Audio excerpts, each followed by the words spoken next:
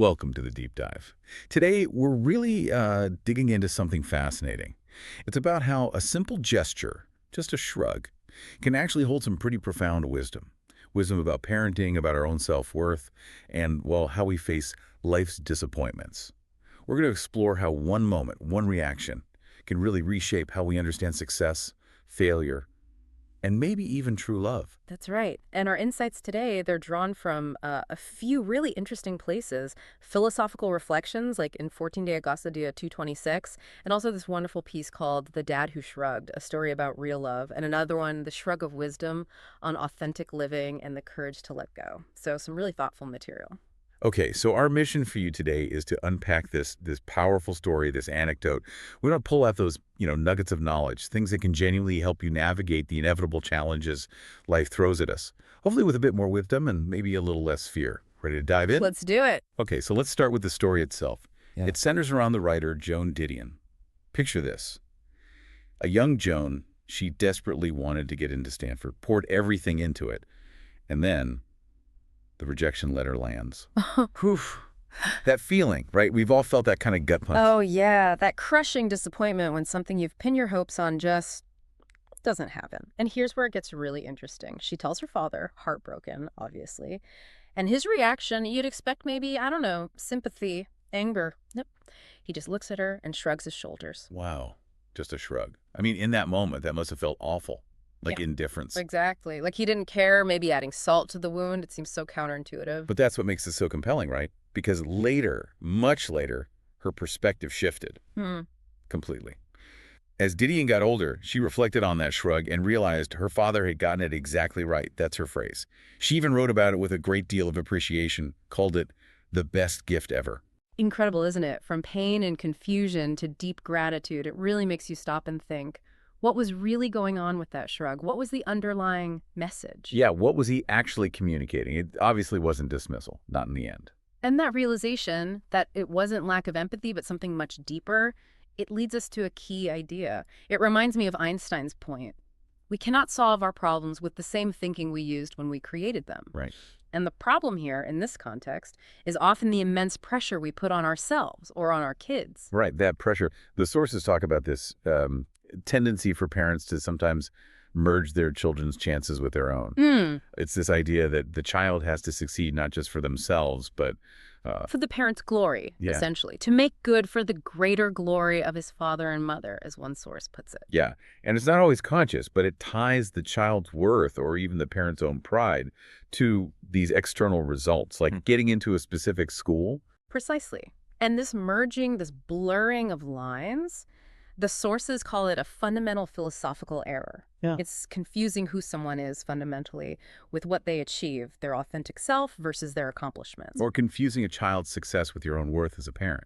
Mhm. Or external stuff, like a rejection letter, with your internal reality. Exactly. And the shrug, it just cuts right through that. It separates those things. It reminds us that our real value, our core self, it exists apart from those external judgments or outcomes. It's about detaching love from performance. Which feels pretty radical, actually, Yeah. especially today. It really does. Okay, so if that's the problem, this merging of identities, let's unpack the wisdom in the shrug. Because it wasn't indifference. You said it was liberation. Yes, liberation. So what was he really saying? Well, he was sending these powerful unspoken messages. Like, you are still wonderful. This doesn't change that. What some school says, irrelevant to your worth.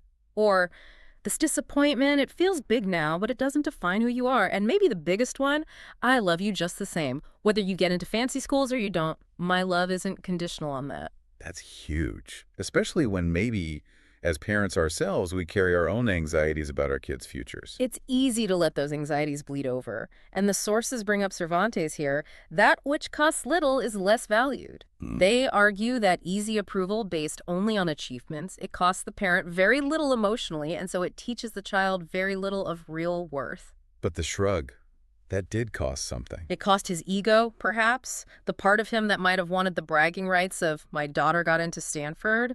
But by sacrificing that bit of ego, he gave Joan something invaluable.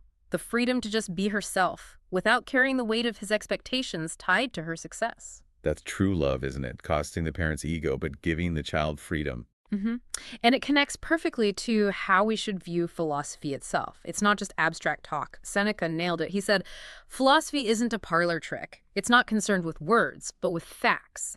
It shapes and builds up the soul, guides action. It sits at the rudder, steering our course. Wow. Steering our course as we vacillate in uncertainties.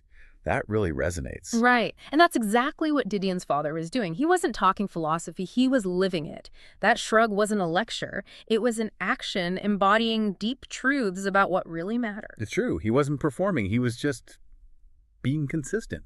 The sources hint at this difference too, don't they? Mentioning Cato the Elder being wary of philosophers who are just good talkers, like Carneades. Exactly. Cato distrusted eloquence without substance. He valued lived virtue over mere performance. The father's shrug. That was pure Cato. Lived wisdom, no performance necessary. Okay, so this leads us to another really interesting idea.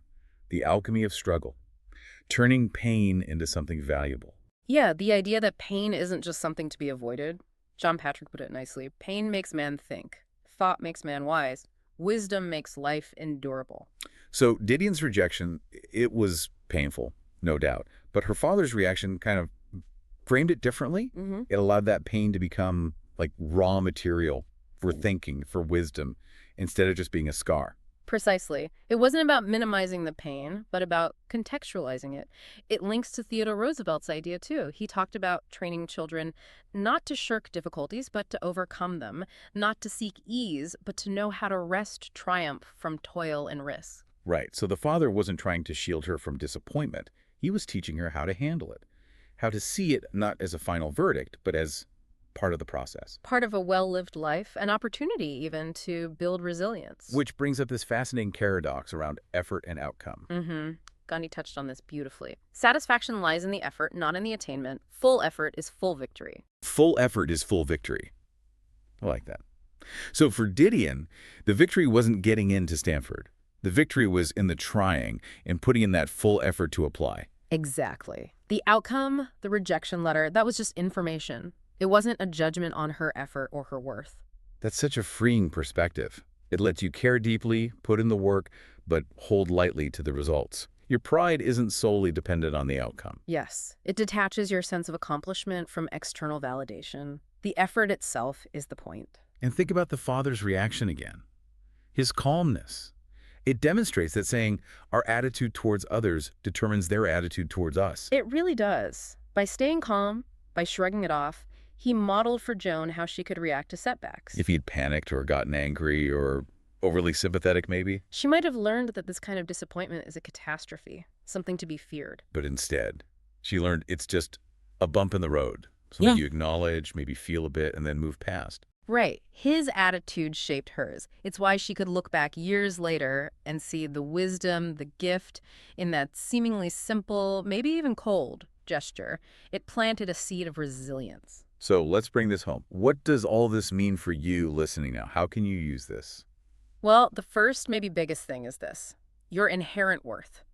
It's not based on your grades, your job title, your wins, your achievements. It just is. You're valuable just as you are. That shrug is a reminder of that unconditional worth.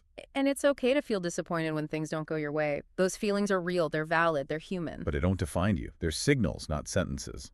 And remember the effort part.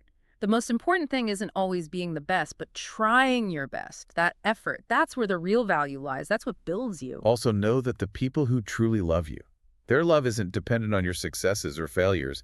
It's constant, like the father's shrug implied. Unconditional. And finally, see those hard times, those struggles, those rejections. See them as potential fuel. They can make you stronger, wiser, more resilient if you let them, if you approach them with that kind of philosophical lens. Okay, so let's leave you with a final thought to chew on. Einstein said, learn from yesterday, live for today, hope for tomorrow. The important thing is not to stop questioning. So building on that, maybe ask yourself, what wisdom is hiding in your own disappointments? What could you learn if you face them with curiosity, not just fear or sadness? Remember, maybe every setback is just life asking you a new question. That philosophical shrug, then, it's not about not caring. It's actually the opposite. It's perhaps the deepest form of love, one that respects individuality, trusts in effort, and gives others the space to be fully themselves, disappointments and all. And it's that kind of wisdom, that kind of love, that helps us turn life's inevitable struggles into the very foundation of an authentic, well-lived life.